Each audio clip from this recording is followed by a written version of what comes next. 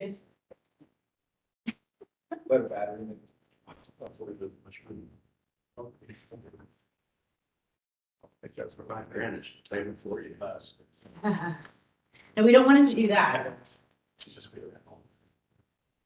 Pretty fast, but I was This should probably well, probably the only thing, but putting it on it's not gonna do anything. Don't you have anything? Okay. I was going to.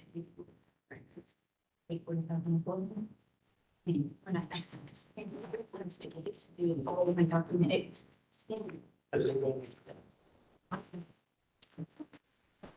I haven't, I'm just going to Josh. Josh and Steve Dunbar are on it. So, but I oh my gosh, oh my God. Josh Carter. Okay, okay. But I was just gonna have you take the record back. I gotcha. But I had to scan it 3 times to get it to not scan one page of one PDF at a time of all those pages. I'm like, what is happening?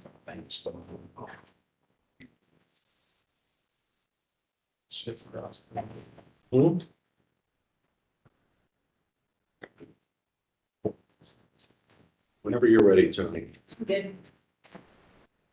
Ready? All right.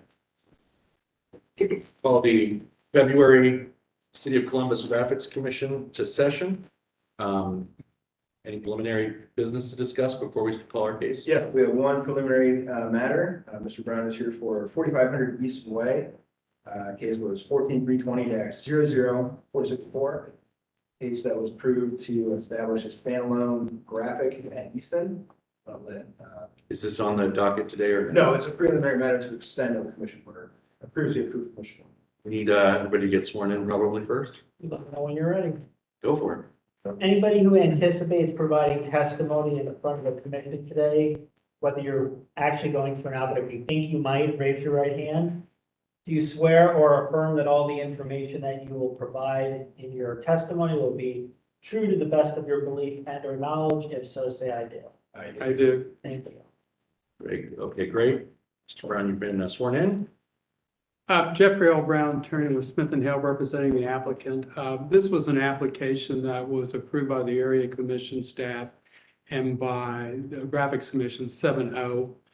Easton hasn't quite figured out how to pull the trigger yet. So I just would like to extend this for another 2 years while they continue to figure out when and if they're going to do this signing. Okay. We know what case number, you know, you got Yeah. a record? 14320-00464, 4500 Easton Way. And how do we just need to make a motion to approve the request And the time frame, yes. and the time frame? Okay, can I have a motion to approve Mr. Brown's request? I'll make a motion to approve his request and the 2-year time frame. Second? I'll second. And you can go ahead and vote on it? Mr. Cavaliers? Yes. Mr. Williams? Yes. Mr. Rumbaugh? Yes. Chair Cooperman? Yes, and you're approved. Thank you very much. Okay. Ready to call our first case? That's it. We can move on to the regular agenda. Okay. First case is GC 23-049-5329 Riggins Road.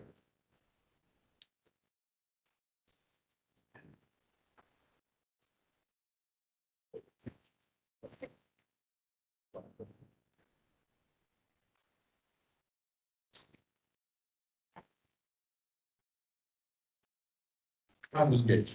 5329 Riggins Road is located on the southeast corner of Riggins Road. This part of the commercial plan development and the gated living association. The 1.25 acre site is undeveloped. Surrounding uses are undeveloped parcels to the northeast and south and residential to the west. Applicant proposes to develop an eating and drinking establishment with a drive-through window. Variance is located for 4 ground signs, 2 pre-menu and 2 menu boards to be located between the building and the right-of-way lines of Avery Road, and to increase the aggregate graphic area of the aforementioned ground signs from 30 square feet to 61 square feet. Columbus citywide planning policy generally discourages automatic changes. However, staff recognizes that the proposal digital menu boards onto the site for internal use only are not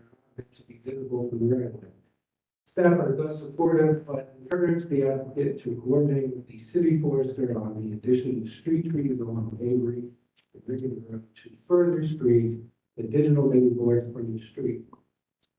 The Division of Traffic Management had no comments, and the Far North Columbus Area Commission recommended approval of this request with a vote of 7-1. The city is recommending approval. Staff recommended approval as the menu boards are located at the rear of the building and will not be visible from the primary thoroughfare, which is Riggins Road. Additionally, staff notes that the proposed graphic area is aggregate and the size and number of signs are not egregious considering the layout of the site. The applicant, the condition that we're suggesting is that the applicant will coordinate with the city forester on the addition of street trees along Avery Road and Ricketts Road. Mr. Chair. Hi, can you please state your name for the? Yes, Roger Kessler, representing McDonald's Corporation with Kessler Sign Company. And we want to do the standard McDonald's drive-through signs, 2 pre-sell. We have 2 lanes for the drive-through, 2 pre-sell and 2 menu boards, 1 for each lane. The city forester has been in contact with Kathy Stevens and has approved the treescape, whatever that is, but I've got it. Can you submit that to the staff and we'll agree to that condition? Yeah. On the bottom there. Sure. Can you explain a little bit about the hardship that you have and why you're requesting these variances? Well, at McDonald's, we run 70% of our business goes through the drive-through. And we have done an extensive amount of research that shows if the pre-board is there before they get to the menu board, people make a decision and make the line move faster. We've got it designed so we can do 170 or 140 cars an hour through the drive-through when everything's run like talk.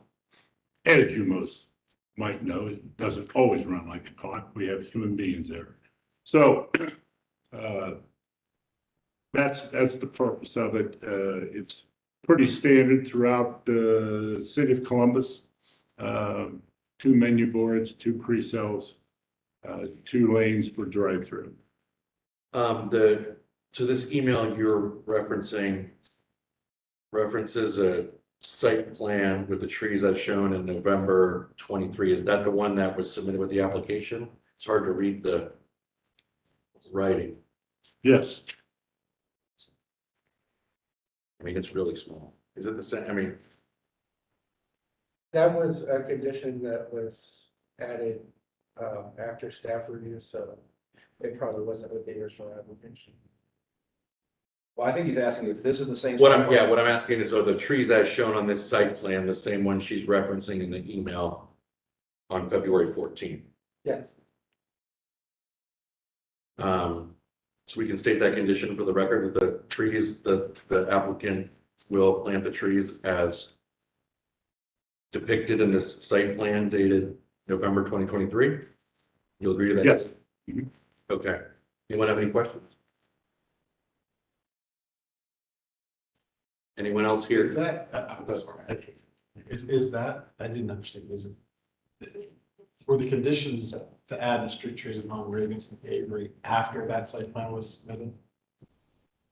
Yeah, well, the one that's the newest site plan, so, that's not the one that was the application number. She's just, she's saying it's accepted. In that email, it's saying it's acceptable. Gotcha, The writing is too small for me to tell if that's November 2023. gotcha. Is there anyone else here that would like to testify as to the case? Okay. Anyone like to make a motion to approve the finding of the fact as presented? I'll make a motion to approve the finding of facts as presented by staff and applicant. Second? I'll second. Okay, we can vote to approve the finding of the fact. Mr. Williams, Yes. Mr. Rombach, Yes. Mr. Cavaliers, Yes. Chair Cooperman. Yes, and now can I have a motion to approve the application based on finding? I'll make a motion to approve application GC 2304 with the accepted conditions. With the way. Accepted conditions. Thank you. A second. Okay, we can go ahead and vote. Mr. Rumbaugh, Yes. Mr. Cavalaris, Yes. Mr. Williams, Yes. Chair Pinkman. Yes, your application is approved. Thank you. Thanks. Okay, God, there's a lot of attention. Okay, our second case is GC 23-047, 2074 Bethel Road. To make sure that that was me, sorry. Great, and Mr. Kirk. Yes. 2074 Bethel Road is located on the northeast corner of Bethel Road and Deerfield Road. Part of the Northwest Association, and the existing zone is CCD Commercial Line District. The 16.24 acre site is currently developed with a shopping center. Surrounding uses include multi-unit dwellings to the north, multi-unit dwellings and offices to the south, offices to the east, and an eating and drinking establishment to the west. Applicant proposes to install 2 additional tenant panels to an existing ground sign. The applicant is requesting variances to increase the allowable number of tenant panels from 4 to 6, decrease the minimum required percentage of a multi-tenant ground sign indicates identifying the entire use from 50% to 19%, to legitimize an existing condition, and to increase the maximum allowable square footage for a ground sign from 320 square feet to 504 square feet, and to increase the maximum allowable traffic area from 160 square feet to 324 square feet. That is what the sign will look like after the proposed changes. If approved. Northwest Plan recommends large commercial developments utilize integrated signage rather than multiple freestanding signs. Proposal is therefore consistent with this recommendation, and planning is supportive of the variances. Division of Traffic Management has no comments. As of the writing of this report, staff had not yet received a copy of the recommendation form. I have, however, received that recommendation form. Northwest Civic Association has voted unanimously to recommend approval of the requested variance.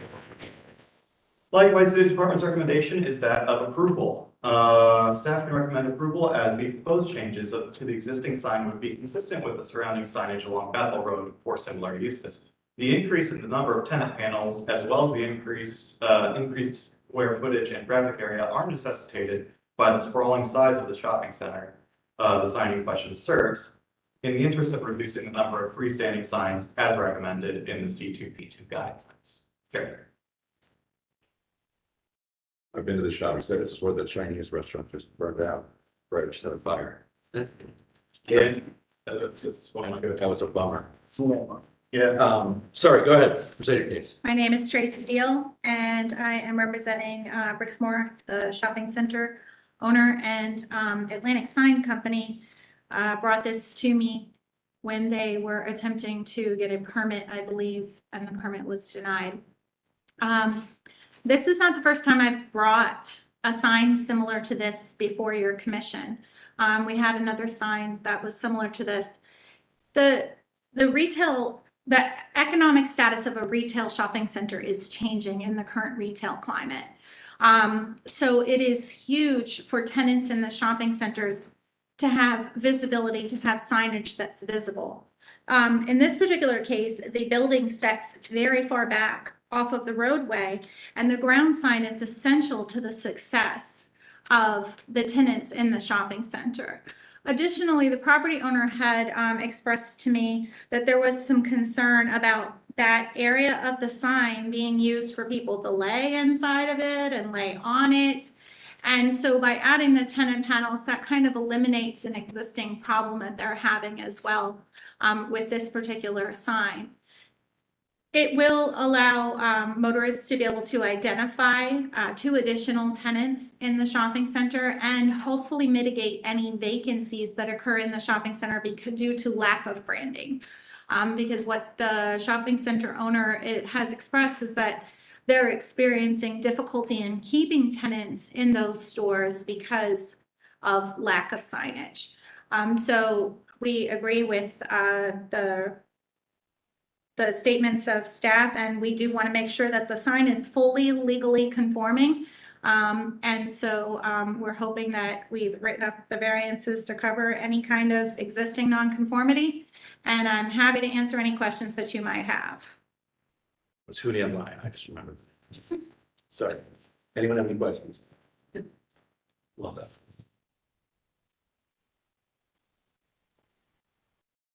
Is there anyone else in the audience who would like to testify as to this case? Yeah. Please come forward. Good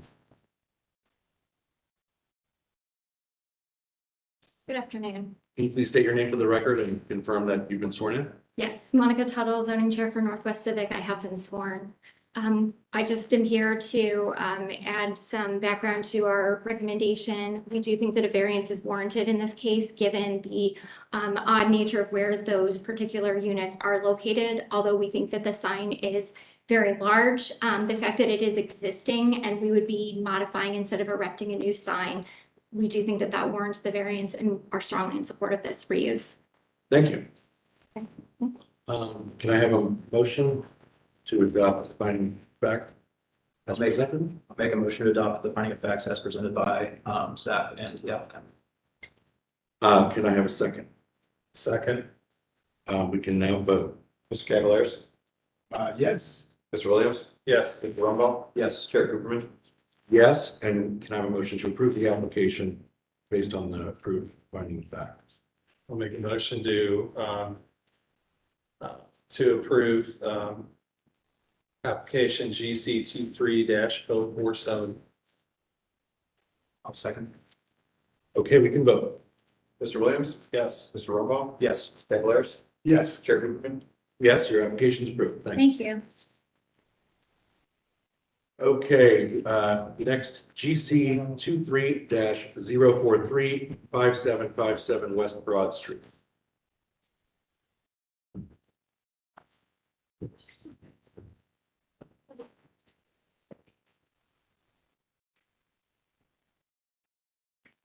And Jamie. Yes.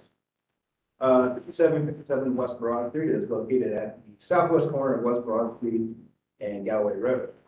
The site is zoned CPD Commercial Plan Development District and is located within the Westland Area Commission.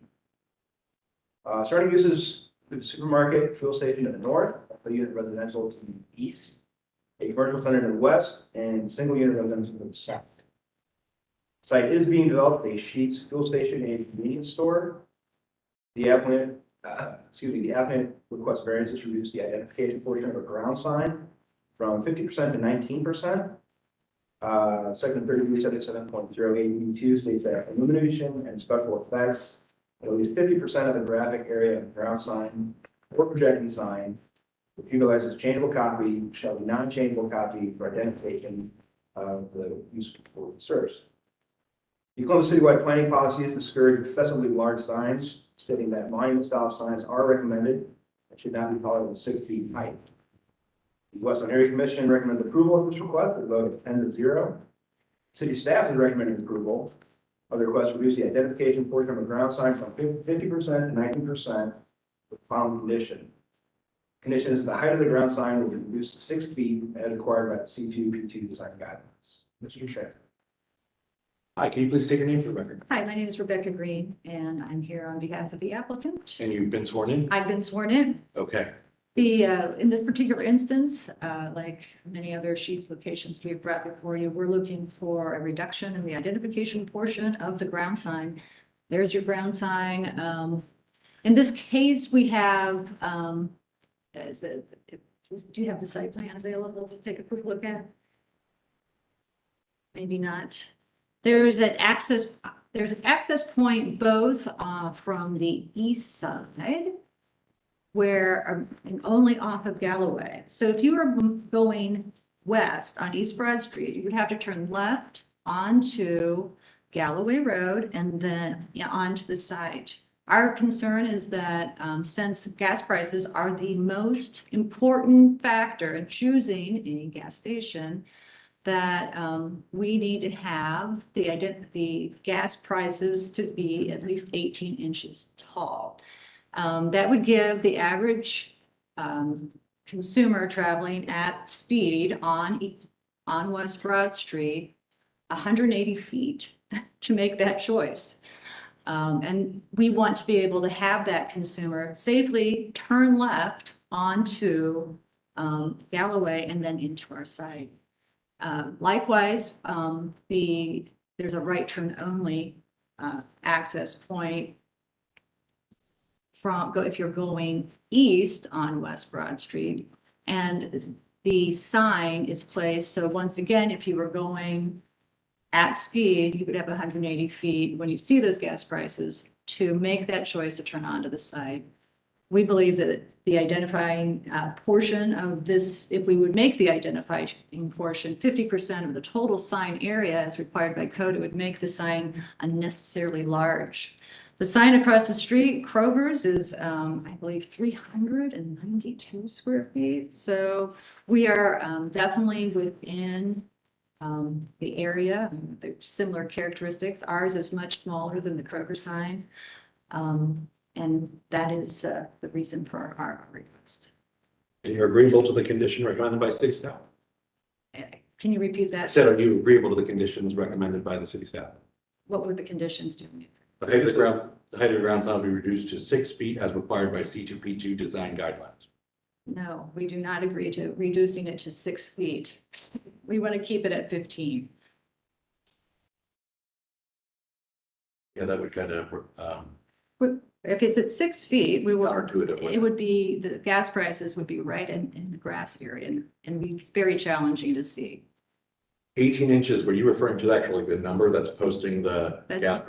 That's the digital number Yeah. that posts that gas price. 6 feet, it would be way too, the 18, the 5th, and again, code allows us much taller ceiling. And we did reduce our ask here from 22 feet to the 15.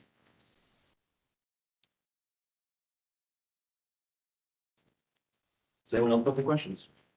Is that 18-inch number size request, is that what the other sheets are, or do they vary at different locations?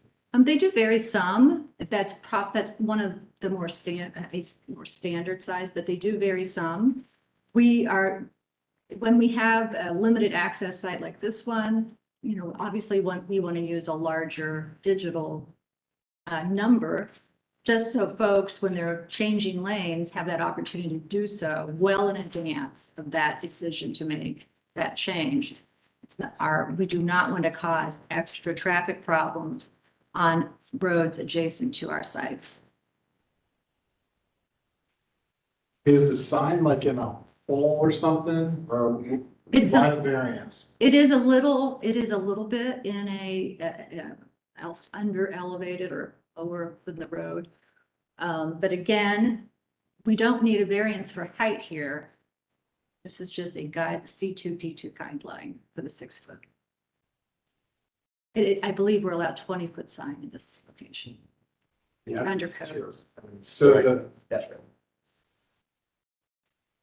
So the variance that I'm looking for here is not for height.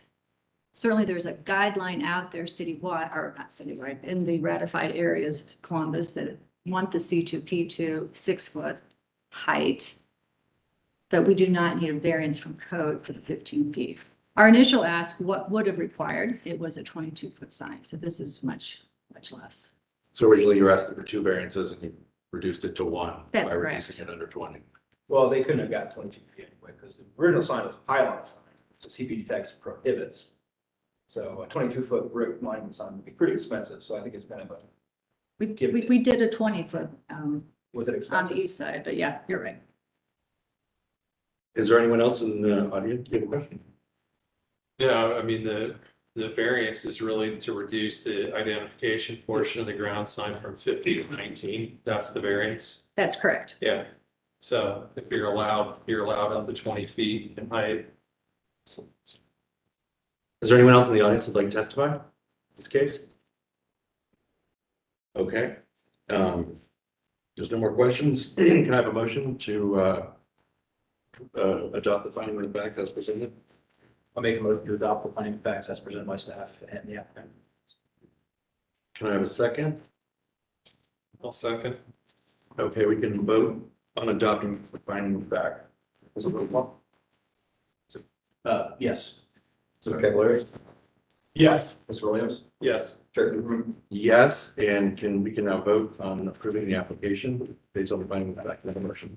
I'll make a motion to approve GC 23043. Can I have a second? Second. Okay, we can go ahead and vote. Mr. Cavalieri? Yes. Mr. Williams? Yes. Mr. Rosenbaum? Yes. Chair Kluger? Yes, your application is approved. Thanks. Thank you. And looks like you're the next one too. Next case, GC 23-044-2899 Morse Road. GC 23-44 for 2899 Morse Road. It's located on the south side of Morse Road, approximately 1,270 feet west of Westerville Road. Zone C for commercial, located in the northeast area commission. The 2.23 acre site is currently developed with an elementary school. Surrounding uses include commercial to the north, east, and west, a single unit residential to the south. The applicant proposes to bring the existing window sign into compliance and is requesting a variance to increase the maximum allowable graphic area from 25% to 56.5%. This application will resolve a graphic code violation. The planning department states that they have no comment on the proposal as the Northeast Area Plan does not address the issue of window graphics. Division of Traffic Management also has no comments. The Northeast Area Commission recommends approval with a vote of 6-0. And staff typically recommends disapproval of window cleanings as the proposals are usually quite egregious. However, after working with the Northeast Area Commission, the applicant has significantly reduced the size of the sign and degree of the variance request. Staff recommends approval because the proposed window cleaning after revision are well under the maximum allowable square footage of sign allowed for the elevation. And Dave, if you could switch back. Yeah. This is the existing sign that they're cited for. And after working with the area commission, they decided to remove the Hawks portion off the top. Next image. And to go to this.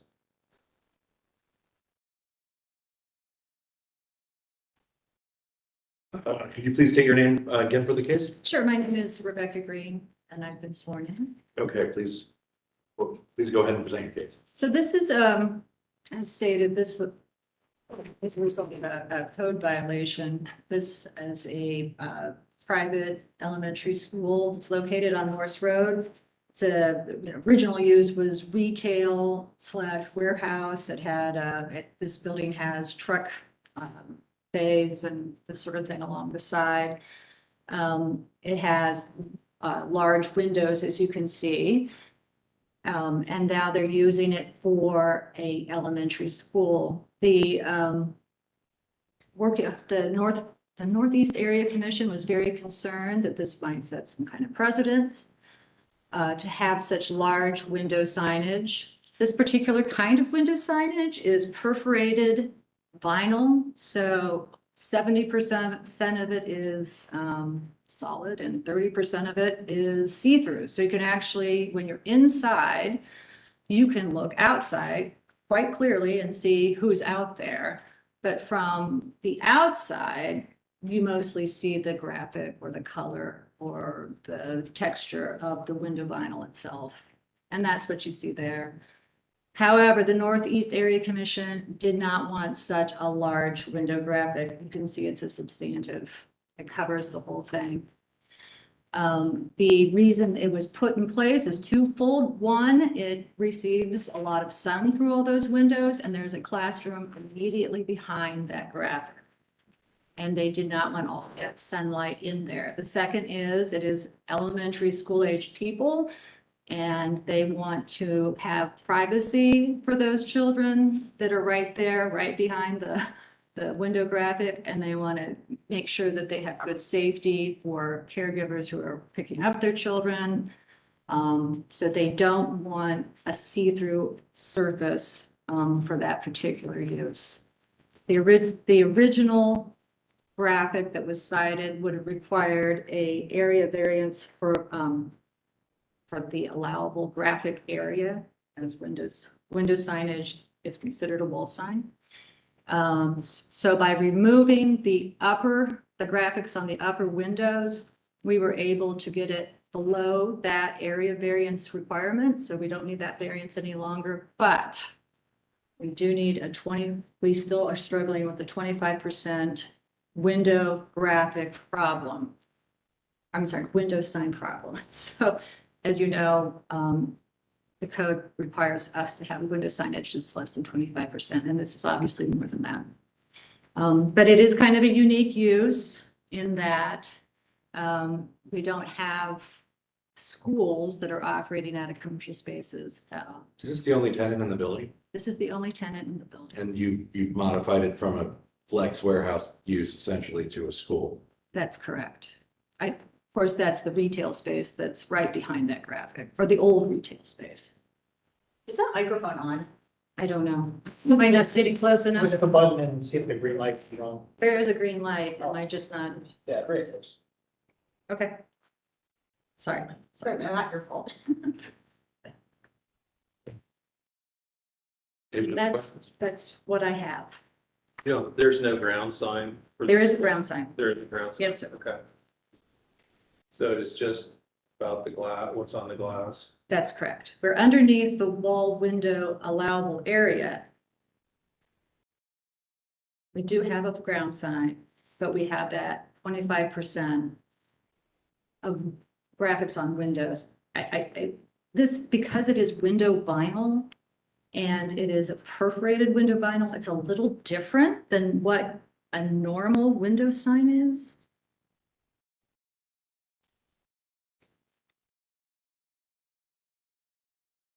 Essentially, you're trying to get light into the space so that kids can see outside. It's kind of hard to convert that space into a, If this wasn't storefront, it wouldn't be.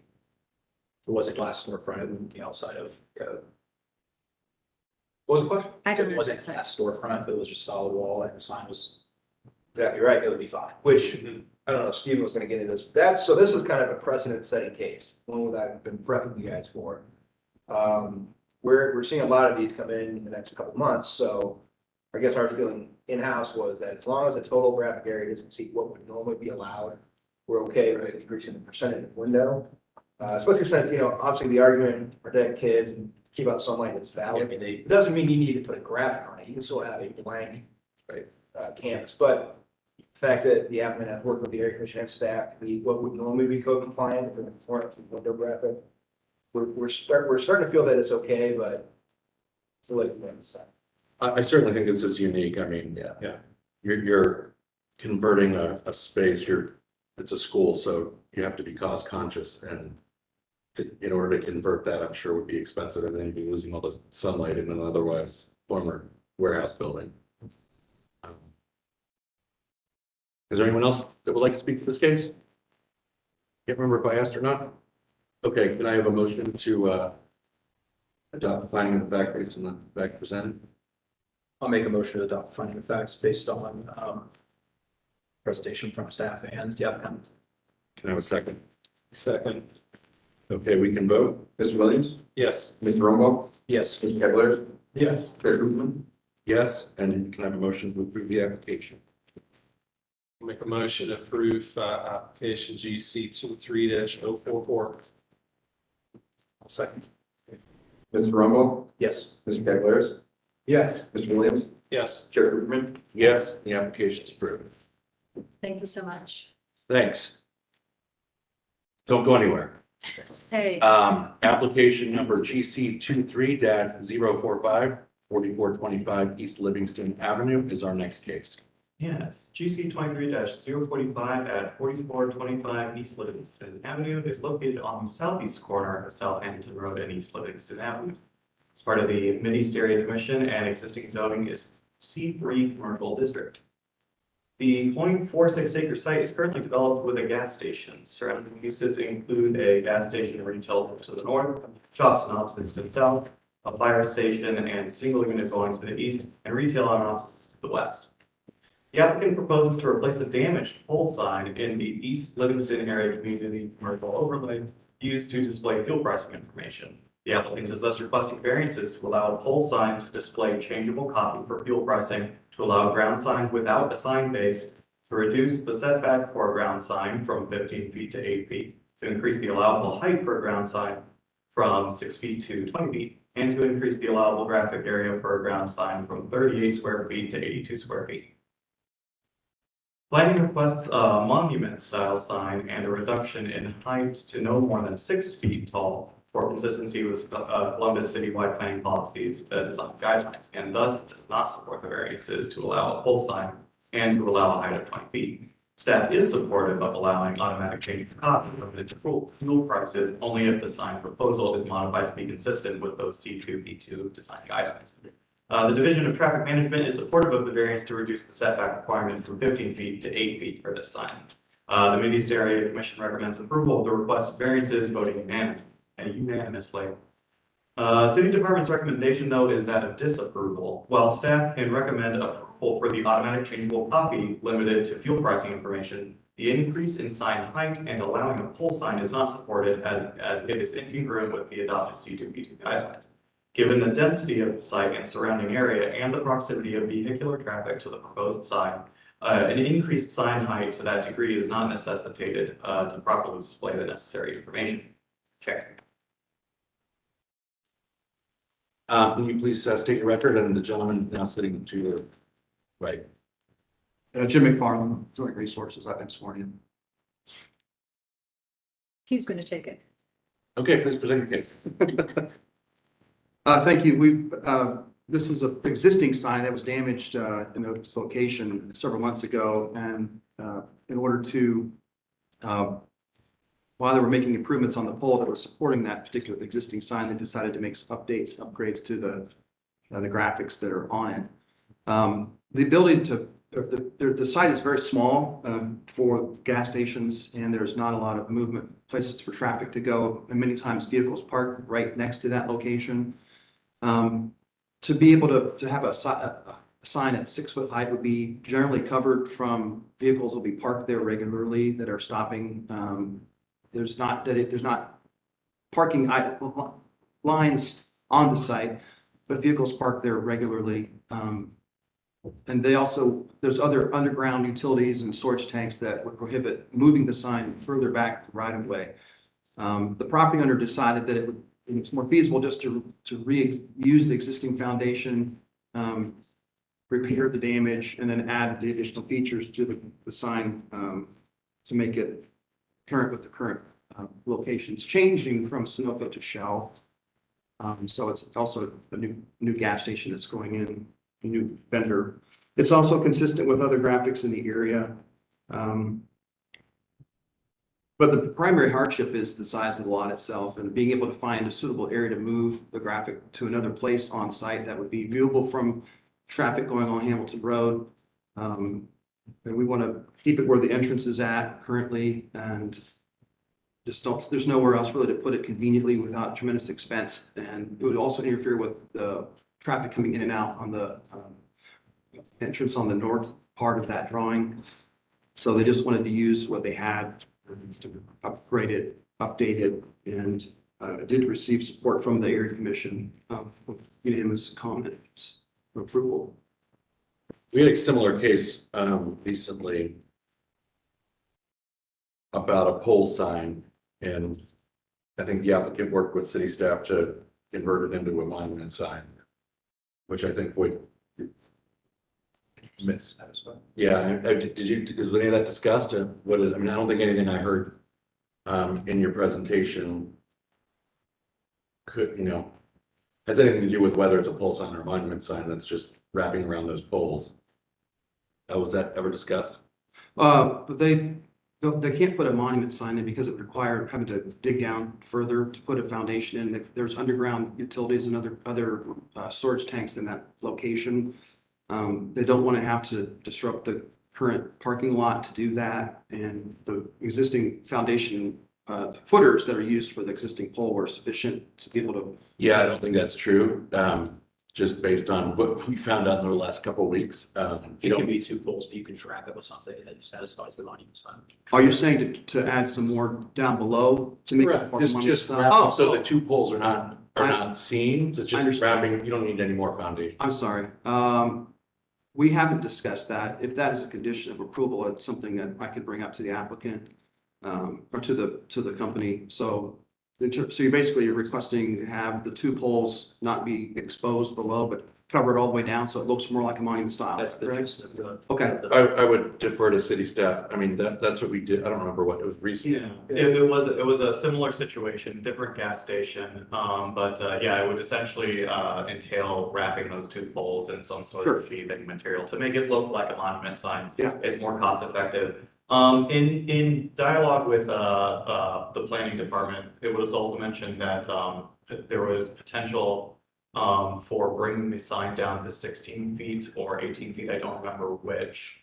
I can look it up on my end, but if the applicant would be amenable to that as well as part of the conditions, I could see us moving to support with both of those conditions being added. We could agree to an 18-foot height maximum as long, and in addition to a wrap around those two poles. Okay. I mean, do you think it makes sense to table this and come back and resubmit a revised site plan that complies with that and also anticipates a monument sign instead of the existing pole sign? Well, I'm okay with working with staff on that design as long as we satisfy their, what they're wanting to see in terms of an 18-foot height, revising the drawing, and then working with you on whatever type of color or material to wrap those two poles that you would be happy with. I'm fine with that condition. I don't see a need to table, in other words. I mean, if they do that, then there's no need for variances, correct? Or So they would still need a height variance to bring it from the 6 foot up to the 6. I don't recall which, it was either 16 or 18. I would have to. Right, we still needed, I don't know that we need the variance for, because it's within an overlay. Right, and also the setback, if you recall, we're not 15 feet from the setback. 15 feet. That's right, we're not 15 feet from the setback. Right. However, traffic did allow approval of the location Of that the we 8 feet. proposed, which Yeah. is the 8 feet. Obviously, So we're that's fine. pretty close to at 8 feet from the right of way, we're pretty close to traffic coming and going. That was one of the reasons we wanted the open pole sign so people could see through. But it isn't. If there's not Is that up to you? Yeah, if there's not a site triangle issue that you are seeing, then Yeah. that's fine. are you okay with approving this with conditions of those two conditions we just stated and not resubmitting a plan that? I think that would be amenable. What's the height for accepted? 18, I believe is what we're discussing. So the conditions to approve would be reducing the height to 18 feet. And submitting a plan showing, making this a monument sign instead of a pole sign that's reasonably acceptable to city staff. Sound okay? Without the foundation stuff, just wrapping the two poles. Yeah, it would just be a- Correct. That's why they monument style. Got it. Yeah. Okay. Okay. Aren't they moving the location of the sign? No, Yeah, they are. Yes, we are. now you lost me. The current sign is closer than what is allowed by code now. This is like a 1950s gas station, So we're not using the same. or 1920s gas station, actually. That's it's remodeled. I mean, frankly, it redone, doesn't redone. matter to us if it's big poles underneath the monument sign top. But they are moving it. Yeah. Yeah, you can see where the existing is on the site plan and then the blue is the proposed, so it's really. Wait, so where is it existing? It's the white little bar you can kind of see above those colors. There it is. And it's moving to here. Correct. Yeah. We're moving it a little farther back and a little farther away than its current location. Like I said, this is an old gas station that it's been around for a long time. I mean, if you're talking about it interfering with traffic, it seems like you're moving it into more traffic from. And you just talked about foundation and now you're clearly digging a new foundation anyway. Foundation for a new sign. Yeah, I think you should table this. Because now I'm really confused. And this will give us the opportunity to run it by the traffic management division. Just to make double sure. Feels like we should approve something we're looking at. Yeah, I thought I was I misunderstood. I thought it was staying in place because of the comment that you don't want to dig more foundation, but now that you're moving it anyway, I think it should, I would make a motion to table it if the applicant's okay with it. Okay. I have a motion. I can't make a motion. I'll make a motion to table GC 23045. I'll second.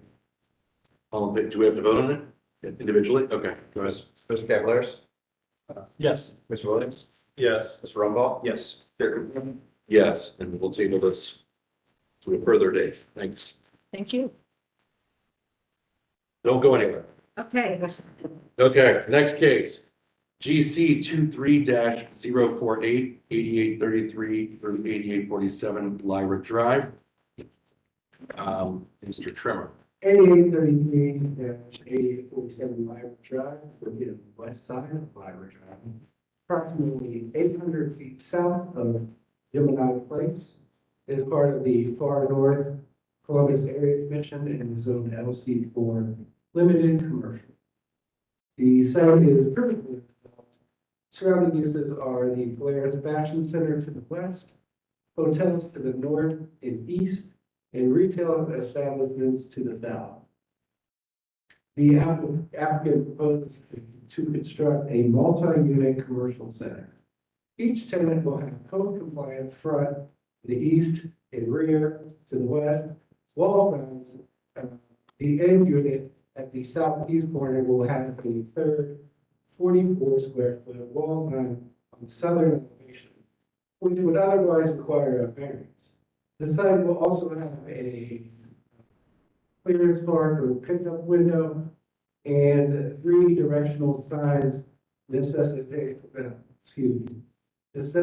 a comprehensive graphics plan. Planning states that the proposed signage is appropriate and compatible with the building facade and streetscapes as recommended by the Far North Area Club. Division Traffic Management comment, and the Far North Columbus Area Commission recommends approval of this request. The staff is recommending approval as the directional signs triggering the need for the graphics plan is consistent with the Far North Area Plan, and that the signage is integrated with and compatible with the building's facade and general streetscapes. It does not interfere with the architecture of the building. Additionally, staff notes that the wall signs would be otherwise compliant, with the exception of the third wall sign at the southeast corner. Also, that the application has been received and approved by the Polaris Design Review. Mr. Chair. Hi, can you please restate your name for the record Hi, my name is Rebecca Green. I'm sworn. and go ahead and present your case. This is a graphics plan for a strip mall on the east side of the Polaris Fashion Place. This particular rendering, the east is straight up and the west is straight down. So the west would be where the Fashion Place is, the mall. This particular graphics plan was brought by because of the drive-through, the nature of the drive-through location on the south side of the strip center. The south side of the strip center is a tenant known as Kura Sushi. It is has a drive-through window on that south side, which is an unusual factor for a strip mall, especially in the Polaris area. It would entail having a clearance bar kind of midway through that bottom drawing, and directional signage to direct consumers back and around, to the back, through the clearance bar, and then to the drive-through window on the south side.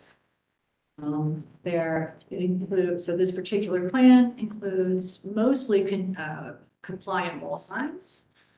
There's one additional sign that would be for Kura Sushi because it has the drive-through window, and it's proposing compliant wall signs for all the other tenants, and then 3 directional signs.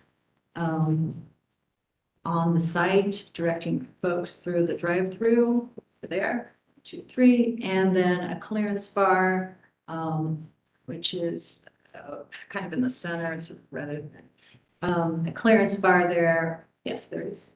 There's my clearance bar, and a clearance bar that would, of course, ensure that the vehicle height is appropriate as it moves through the drive-through. Other than that, I don't think I have any other explanations of this particular plan. It is a little unusual, or it is unusual for strip centers to have drive-through windows on one side, especially in the Polaris area. So that is the reason for our So was this newly constructed, this building, this? This is a newly constructed building within the last 12 months. Yep, and I believe the sushi place is currently up. And what is it, about 10 or 12,000 square feet, this building? I think that's what it said. I believe so, but Yeah. my memory is somewhat tested on that. I apologize. The access point is, it looked like the access point was on the south, but it's on the west side, now I see. Actually, the access points are on the north side, and then you proceed on the west side of the building to the south side for the Yeah, drive-through really window. out here, figure it. Because your north, as you can see, is to the left. Anyone else have any questions? Is there anyone in the audience of the two people left that would like to speak to this case? There's no variances requested, so we do not need to vote on finding of fact, correct? Well, you should do it anyway. We should do it anyway? Yeah, even if it's a graphics plan. Okay. Can I have a motion to adopt finding of fact? I'll make a motion to adopt the finding of facts as presented by staff and the applicant. Can I have a second? I'll second. But we can vote on that. Mr. Williams, Yes. Mr. Rumbaugh, Yes. Mr. Campbell, Yes. Chair Goodman, Yes, and can we have a motion to approve the application based on the finding of fact? I'll make a motion to approve application GC 23048 based on finding of facts. Second, anyone? I'll second. Okay, we can go ahead and vote. Mr. Rumbaugh, Yes. Mr. Campbell, Yes. Mr. Williams, Yes. Chair Goodman, Yes, and the application's approved. Thank you. Don't go anywhere. Won't. Finally, application number GC 23-051 743 Bethel Road. Mr. Spindler. 743 Bethel Road is located on the south side of Bethel Road, approximately 920 feet east of Jason Way Avenue. Zone CPD and is located in the Northwest Civic Association. The 10.27 acre site is currently developed with a multi-tenant commercial retail plaza and associated parking. Surrounding uses include multi-unit residential and eating and drinking establishments to the east, commercial retail and eating and drinking establishments to the north and west, light manufacturing to the west, and a medical office building to the south. The applicant proposes to replace the existing wall sign as requesting a variance to increase the maximum allowable size of a wall sign that is not oriented to a street abutting the lot from 41.8 through 83 square feet to 110.97. That's the report has the incorrect proposed square footage on it. The Northwest plan states new signage should be a logical and complementary component of the overall design of a storefront. The proposal is consistent with these guidelines and thus supported. The Division of Traffic Management has no comments. Wait, did you say the request was wrong on our sheet? Yeah, the correct values were sent to the Civic Association and were reviewed by them. It's off by about 10 square feet. So the proposed is 110.97. Okay, instead of 100.96. Yeah. And the area Civic Association's recommendation form was just passed around. Their comments were, it was a vote of 3-2 for disapproval. The comments were citing code section 3382.05, no variance shall be granted unless the commission finds that a hardship exists based upon special physical conditions. They further explain applicant has not articulated any such hardship. Applicant's establishment is You doing can well. let them, but you don't have to explain. They can testify. They're here. Okay. Can you please state your, is that it? Sorry. Staff's support or staff recommends approval of the requested variance since the proposed sign will be similar in style and design to the existing signs for the business and it meets Northwest Plan design guidelines. Got it. Can you please state your name for the record? Hi, my name is Rebecca Green, and I can sworn in. Okay, go ahead and present your case. This is an expansion of an existing I think it's at all now. Oh, no. I think you moved your microphone. No, okay, let's see what I can do. This is an expansion of an existing business in part. So this is, Coco Cuisine is the new venture of Coco Hot Pot, which is to its south. If you go, could you go to where it shows the setbacks? Yeah. So to its south there is Coco Hot Pot. They went in, I think 3 or 4 years ago. It is a style of restaurant there. It is an induction stove, basically an induction cooktop, and they bring out broth and you cook stuff in this broth, and that is the hot pot. Teppanyaki? You may know more than I did go and have lunch, and I was like very surprised that's what's happening. But that's the style there on the left. On the south part, that's what Coco Hot Pot is. They evidently had enough success that they have decided to expand their cuisine to Coco Cuisine. This would include more traditional Asian, like dim sum and Szechuan and this sort of thing, without these induction cooktops at your dining location. So each of these locations, each of these storefronts will have a separate exterior door, but they have removed a portion of the dividing wall so people can walk in between. So that's good to know. Now, the folks and the Coco Hot Pot has installed a sign that was about 42, it's a 42 square foot sign.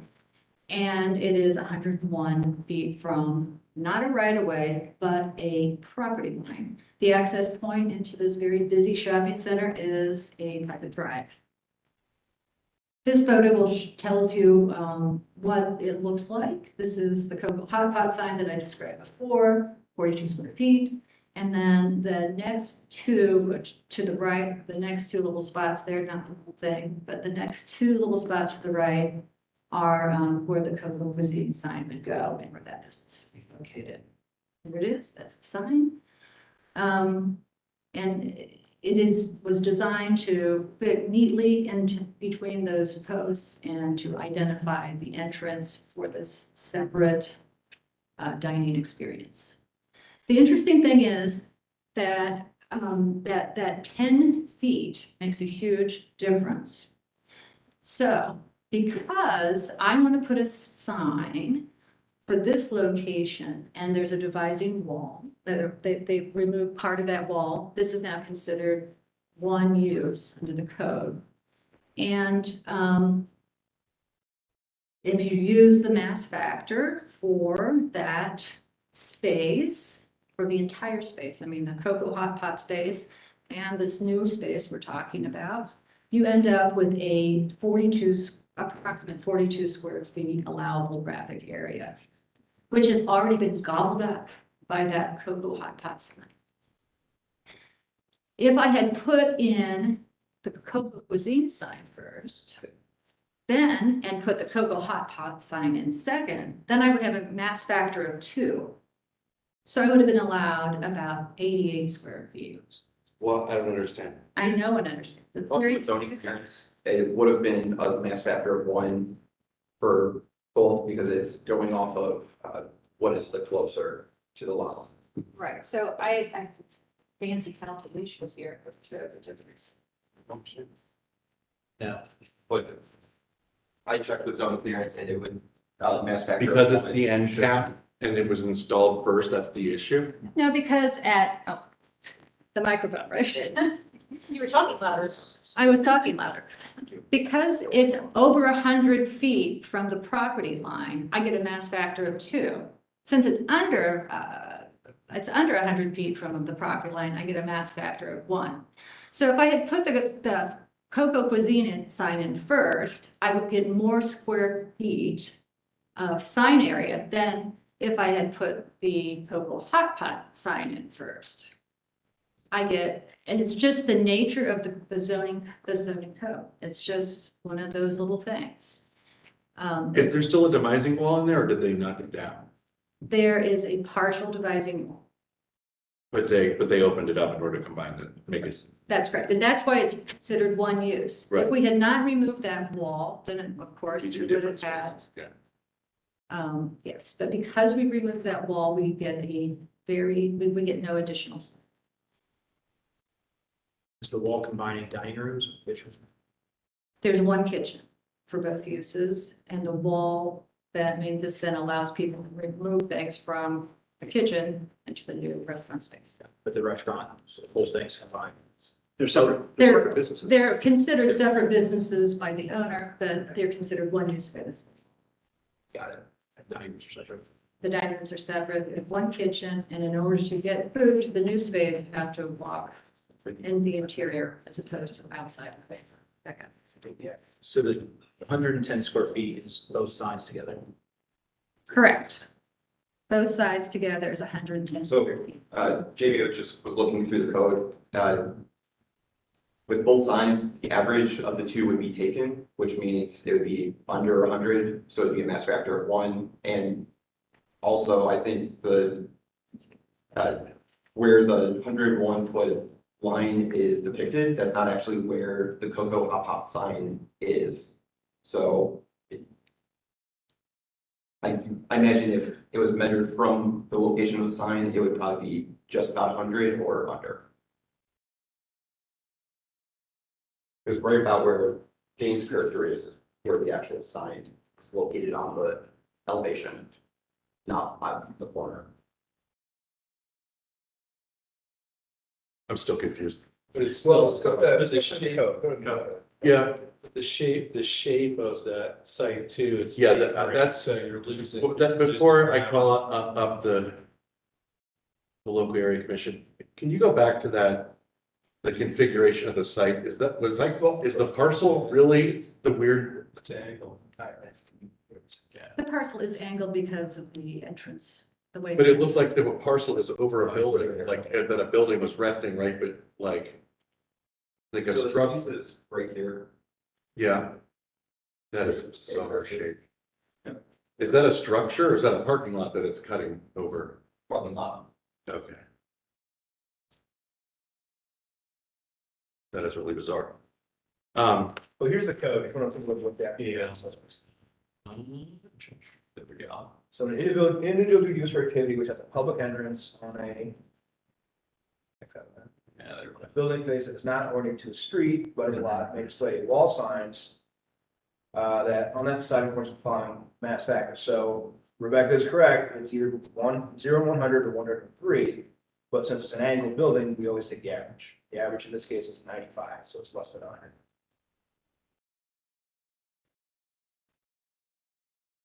Okay, would you like to come forward and provide some testimony? Great. Can you please state your name for the record and confirm you've been sworn in? Monica Tuttle of Northwest Civic. I have been sworn in. Okay. Please go ahead and tell us what your vote was. So our vote was 3-2 recommending disapproval. And one of the reasons that pushed us over the edge was concerns about future arguments about consistent with other graphics in this area. And we are particularly concerned. Do you have access to my exhibit? No, it's okay. It's the second page in there. Our concern is partially that, as we often see, businesses will say, well, they did it, and so we should be allowed to do it. Unfortunately, if you look at the America's Best sign, which is the adjacent parcel, There was an error in their graphics application and they were granted a mass factor of, I believe, 6. So when we're looking at that, that America's Best is already too large. So we can't use that as a good baseline. And we're afraid that adding additional graphics here will also compound that issue. If we look just at the Cocoa Hot Pot, they're requesting a variance. They have been unable to articulate the physical requirements that necessitate a variance in this case. The photo at the top of that exhibit is taken from a residential unit, a multifamily residential unit that's catty corner to this property. It's taken at ground level. That's actually a multi-story residential unit. As you can see, they already have an existing Cocoa Hot Pot sign on the southmost elevation. The existing Cocoa Hot Pot sign that is on the east elevation is 42.78 square feet. If you look at their new combined space, and it is operating with a single kitchen and has the interior walls removed, you can look at the building permits, it's presented as a single unit. And if we use that, the allowable square footage of a sign is 41 something. So this sign is already oversized. They are on top of this requesting to add an additional sign that would be an additional 68.25 square feet. So effectively, in a location where they are allowed a mass factor of 1, they're requesting a mass factor of 3. This is not facing Bethel Road. This is not a high-speed road where you need to have large signage in order to catch the attention of neighbors or drivers that are moving quickly in 45 or 55. This is on an entryway with a, parking lot speed limit. I understand that they are trying to diversify their presence in this situation. Unfortunately, the graphics code does not allow for that. If they were looking to replace or modify their existing sign, I think we would certainly be happy to work with them. But I would also dispute the assertion from zoning that this fits with Northwest Design Guidelines. One of the Northwest Design Guidelines is that buildings should not be dominated by graphics. They should not be crowded or cluttered graphics. Crowded or cluttered graphics arrangements should be avoided. In this case, before we even get to the hardship or, the variance request, there doesn't even seem to be a basis. Obviously, if we look at the weird parcel as laid out there, one might argue that there is some weird physical but that doesn't seem to necessitate this signage. I'm happy to answer any questions. Did they talk about, it looks like there's like architectural features on this building that sort of presuppose some signage would go. And it looked like the tenants to the north maybe tried to adhere to that. This just sort of goes right over those two spaces. This is an old photo. There's, So the two. Cocoa Hot Pot, if you click back one, that will remain. Look at this, Nick. No, I know, I'm talking about But that where the will- new sign's gonna go. So that will remain, the new sign will be there, and then the oversized America's Best will be in this 3 and 4, exactly. So Okay. that entire landscape will have graphics. So those were originally, before Cocoa Hot Pot bought it, separate units, right? Correct. Those 4 little area, that was all Plato's Closet. It was a large retail The facility. whole thing was Plato's Closet. And it had a sign that fit within the middle 2. So it was originally designed that there would be one sign in that whole. Correct. I mean, Extended who area. knows what it was originally designed to be, Right. but That's Fair. But yes, there was a sign in that original elevation. And unfortunately, it is not this applicant's fault that there was an error made in the calculation of the America's Best. I talked to Mr. Smedley, we discussed it. He pulled up the old application and it looks like it was truly just a mathematical error that was made. But then we're getting this sort of, Turning that into 2 units made it worse for you because inevitably there's going to be 2 signs for it. well, and then America's Best made a calculation error. Even if they're right though, right? Like turning that into. Potentially. Then there's going to be 2 signs. But then we're sort of piggybacking error on top of it. variance on top of error, and then No matter who bought that, whether it could buy by somebody else, the ability to put a sign there is correct. there. Right? It could modify Correct. something And like it that. would have been, I can tell you the calculation on what that sign would have been allowed to be.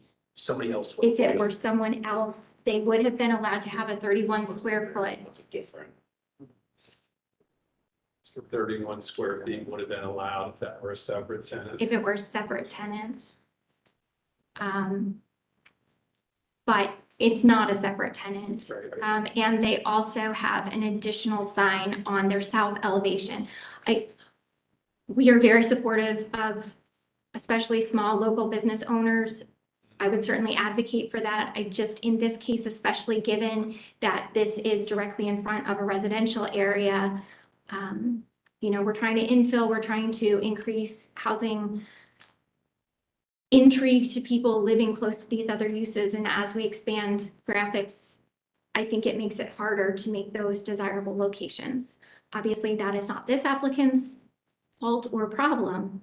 But looking at the big picture of this, I think that there's certainly concern for future piggybacking on top of this.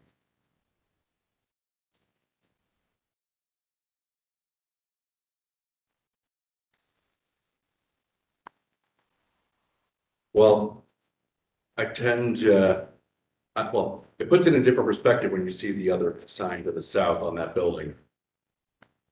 I'd say you also want to make sure that the applicant doesn't have a response after Yeah, this. yeah. I'm going to. Do you guys, is there anything else you guys? Do you have any other questions for me? I do not. Does anyone else? Thank you so much. I appreciate it.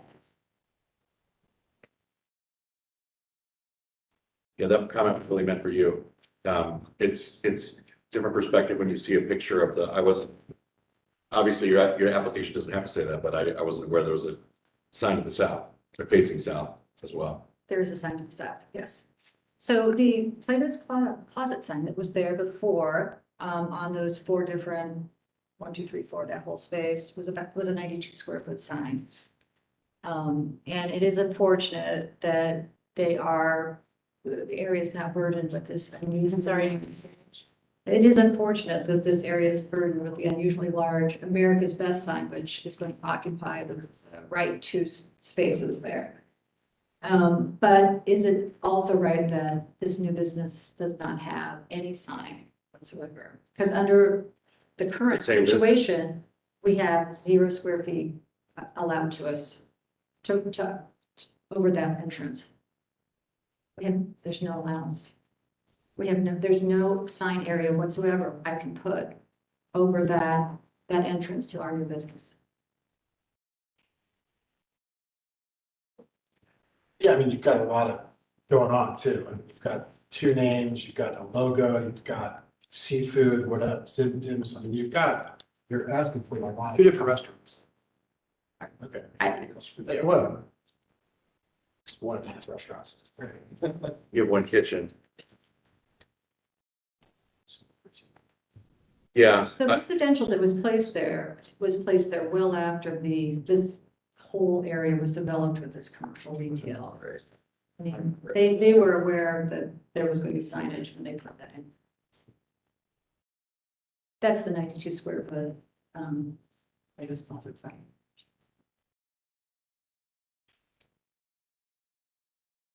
Yeah, I mean, I would encourage you to table this and continue talking with the area commission and maybe coming up with a plan that they would be okay with.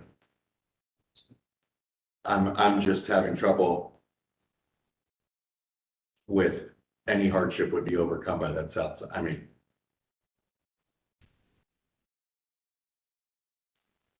that's my opinion, but that's what I would encourage, but we can do what you want to do. Interesting. Yeah, I just want to clarify that if this was Bill's tool shop instead of a totally different business with an out of share kitchen and with a solid wall, what would be the square footage allowance on that front? 31. 31. Okay. Yeah, we'd like to table possibly. Okay, could I have a motion to table this case? Make a motion to table, GC 23051. Can I have a second? Second. We can vote. Mr. Cavaliers? Yes. Mr. Williams? Yes. Mr. Rumbaugh? Yes. Chair Cooper? Yes, and this case is tabled. Thank you Thank so you. much. I appreciate your help.